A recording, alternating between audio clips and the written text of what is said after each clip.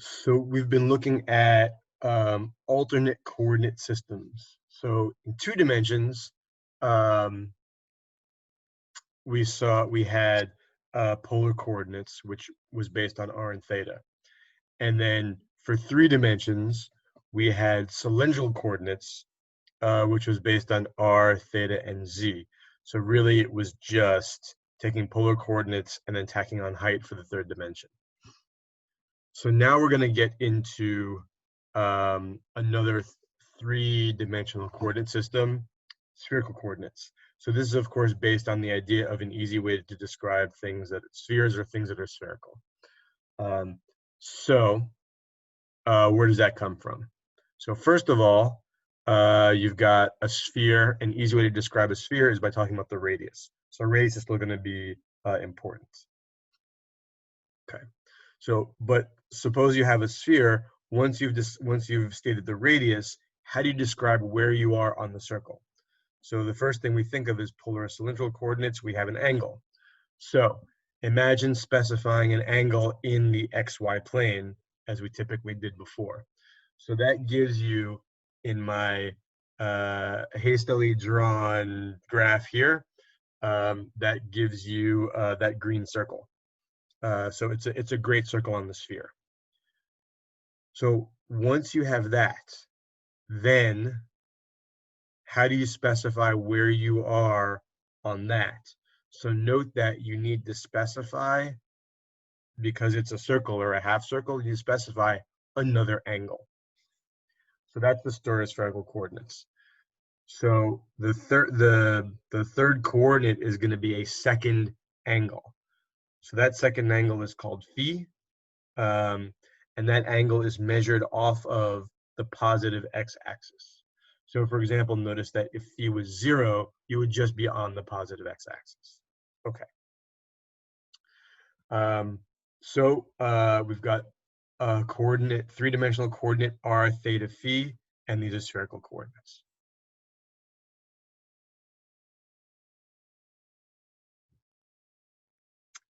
And here is the graph of what that looks like.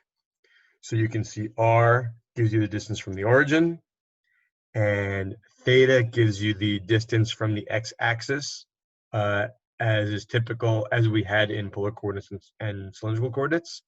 But now phi is the angle measured off of the positive z-axis. Okay, so super important point.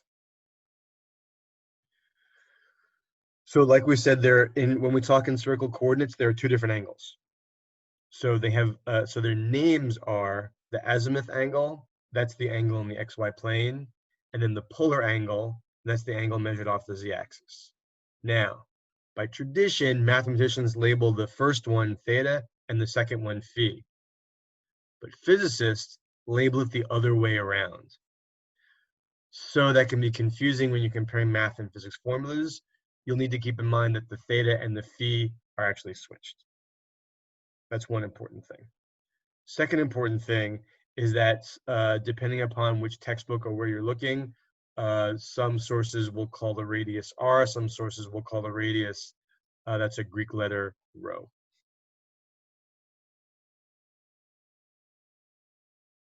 All right, so now let's try to get slightly used to what's going on with the spherical coordinates, what they describe. So let's take a look. So let's talk about trying to match the equation and the graph.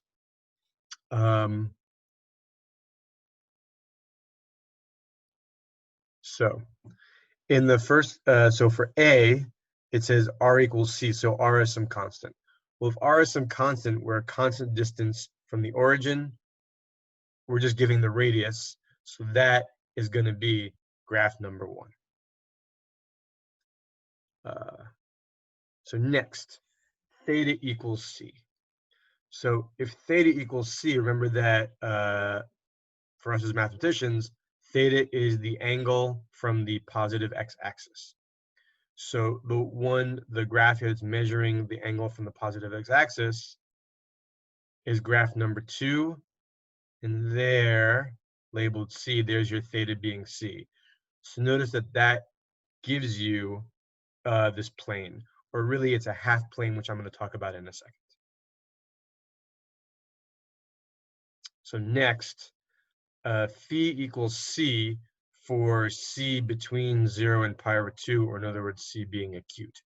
So remember that phi measures the angle off of the positive z-axis. So that's actually depicted in graph 3. And there's your C being measured off the phi being measured off the z-axis. So notice that it's sort of it's sort of off the z-axis, but it's off the z-axis in every direction. So what that winds up giving you is this cone. And then similarly, phi equals C, but C is not acute between pi over 2 and pi, then it takes you further away from the positive z-axis, and it takes you down into the bottom half below the xy plane.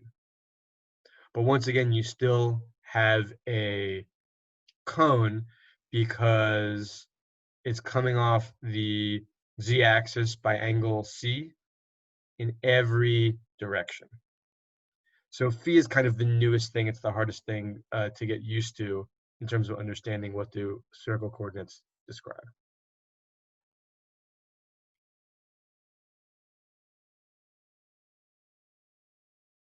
Okay. So now a word about what possible values we can have for r, theta, and phi. Now r is the distance from the origin. So it starts at 0 for the origin itself, and of course it can be as large as you want. So up less than infinity. Now, what about theta and phi?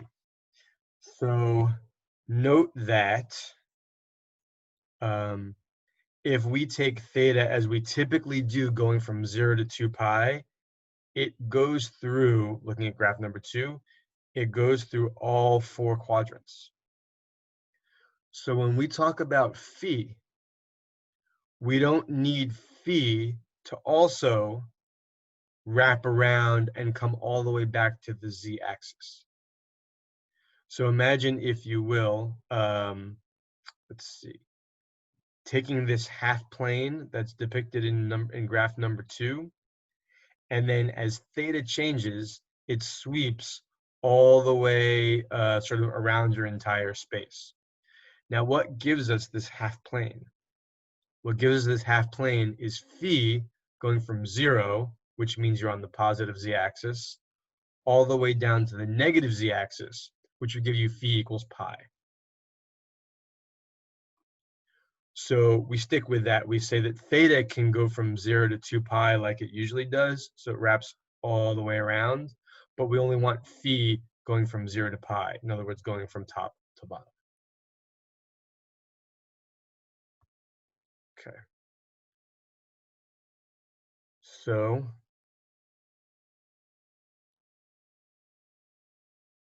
our next trick, match the graph in the equation, and this one's, we'll kick it up a notch here. So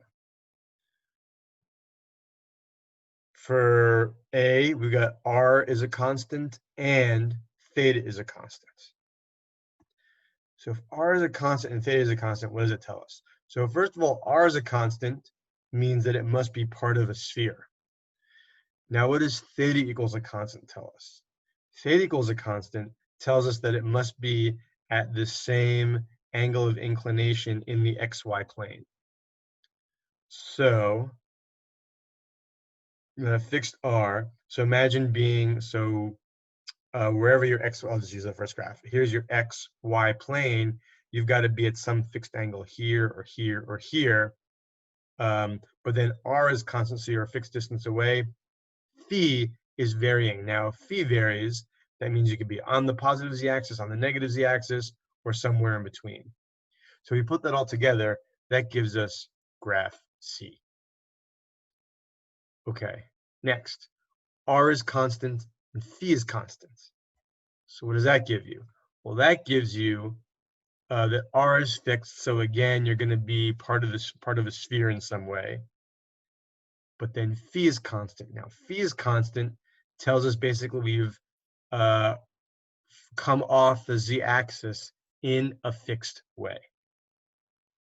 So again, just using the first set of axes, off the z-axis, we're phi falling off over here, a fixed amount, or falling off over this way, a fixed amount, or falling off to the back, a fixed amount, et cetera, et cetera, et cetera. But again, all with the radius fixed. So if that's true, that's going to give you graph 2. So notice that for every point on here, and again, it's a little tricky because we're trying to draw this on, it's a 3-dimensional image, but it's on 2-dimensional paper. But imagine every single point on this circle is a fixed distance from the origin, and it's also a fixed way off of the z-axis. So for example, this point is kind of fallen to the front of the z-axis. This point back here is fallen to the back of the z-axis. This point over here is fallen to the side, to the right side of the z-axis, etc. And again, and fallen off by all the same angle. Phi is some constant.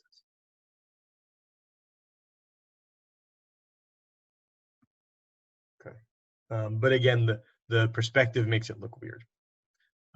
And then finally, what about the last one? Phi is constant, theta is constant and phi is constant. So if that's true, notice that the radius is changing. So the distance from the origin can be anything. Think of sort of theta and phi fixing your relative angular inclination, but radius can be anything. That's going to give you a straight line.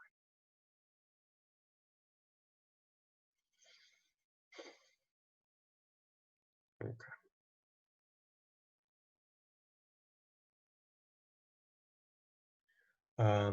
So that's part of the basics of spherical coordinates.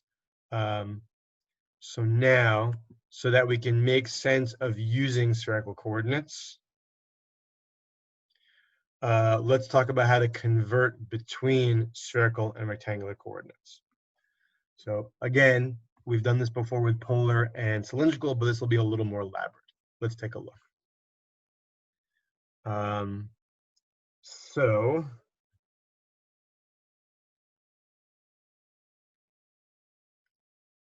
for a typical, let's see. So here we go. So here is, in the graph below, I've got sort of the entire picture. The entire picture, we've got some point in space, which we can put either in rectangular coordinates x, y, z, or in spherical coordinates r, theta, phi. Okay, so here's theta measured off the positive x-axis, and here's phi measured off the positive z-axis. So how do we get there?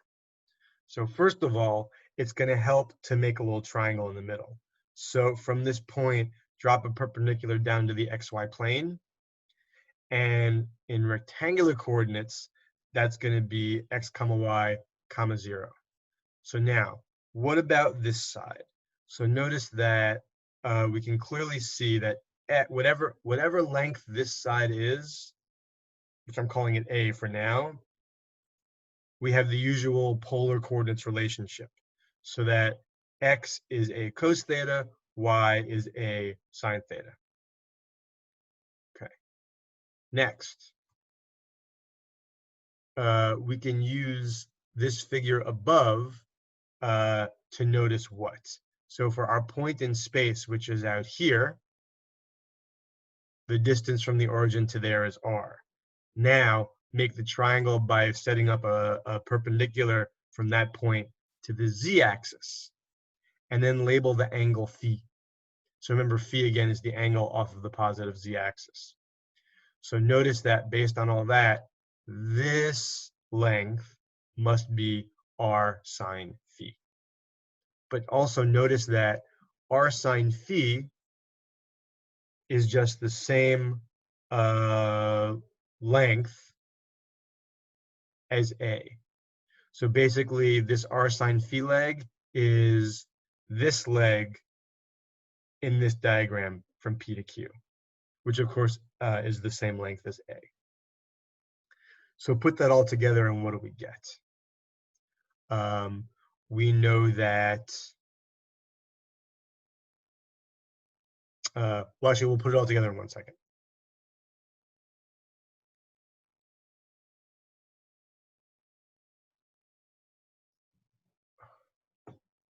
So actually, sorry, let's put it together now. We know that X must be A cos phi, but A was R sine phi. So X is R sine phi cos theta. Also, Y was A sine phi. So therefore, Y must be R sine phi sine theta. And then finally, what is the height Z? Well, again, going back to this upper diagram, the height is just going to be, so the height Z is the adjacent side, so it's just going to be R cos phi. So those are the formulas. We put it all together there. So now that is, what if we know R, theta, and phi, how can we write X, Y, Z as formulas of those? Now let's go in the other direction.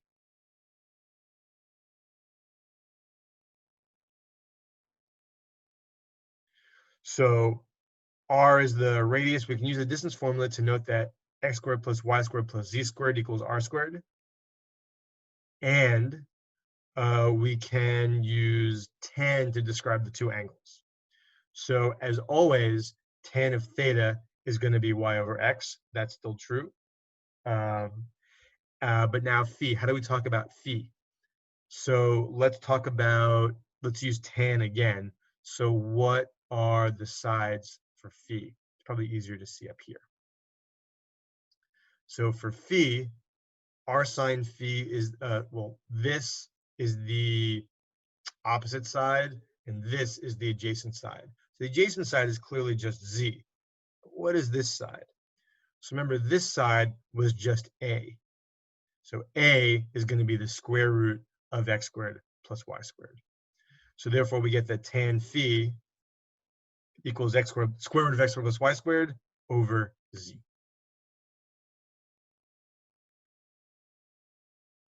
So put it all together, and we have these conversion formulas. So to convert from spherical to rectangular, that's the first set of formulas. And to convert from rectangular to spherical, that is the second set of formulas. And as always, there's the caveat that these formulas, because tan is a periodic function, so these are just the reference angles.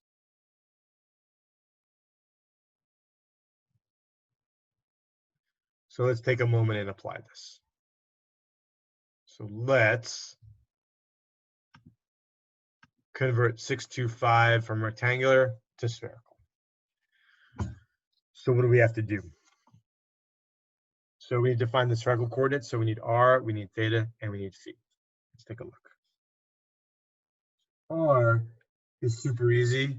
It's just X squared plus Y squared plus Z squared, but then square root of that.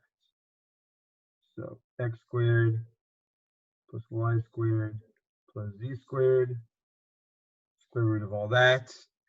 36 plus 4 plus 25. Square root of 65. So there's your R. Next. Theta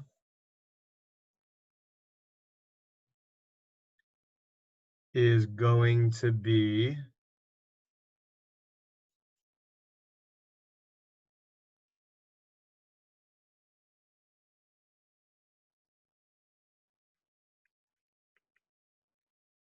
arctan of Y over X. So 2 over 6. And that works out to approximately 0.32 radians. Remember, everything we do with angles we do in radians. Okay. And then phi is going to be arctan of square root of X squared plus Y squared over Z. So X squared plus Y squared, so I'll just write it out. So we get 6 squared plus 2 squared, square root of all that over z, and z was 5. So it's going to be rad 40 over 5. Anyway, punch in the calculator, work it out, get approximately 0.9. So there we are in spherical coordinates. Rad 65, 0.32, 0.90. So for this conversion, you can really just follow the formula. And then similarly converting from spherical to rectangular. So now we've got r theta phi is 4 pi over 4 pi over 6. So now we've got to find our rectangular coordinates x, y, z. So x equals, oh, sorry, and actually on the previous problem, let me mention that you'll notice that x, y, z are all positive numbers. So we're totally in the first quadrant. So the reference angle that we found using arctan, it's the angle itself, no worries there. Okay, just wanted to mention that. Now let's come into this problem. So in this problem back, so x is going to be 4 sine phi pi over 6 cos theta pi over 4. So that's 4 times sine pi over 6 is 1/2. Cos pi over 4 is rad 2 over 2. So work that all out and you just get rad 2. Next, y is going to be 4 sine pi over 6 sine pi over 4. So you get 4 times 1/2 times rad 2 over 2. Once again, we get rad 2. And then z is going to be our cos phi, so 4 cosine pi over 6. That's just 4 times rad 3 over 2. And that's just 2 rad 3. So put it all together, rad 2, rad 2, 2 rad 3, and there you have it in rectangular. Okay. So there you go for converting. And for converting, you can basically just use the formula, but notice that it's useful to be also able to think about what the coordinates mean, as we talked about before.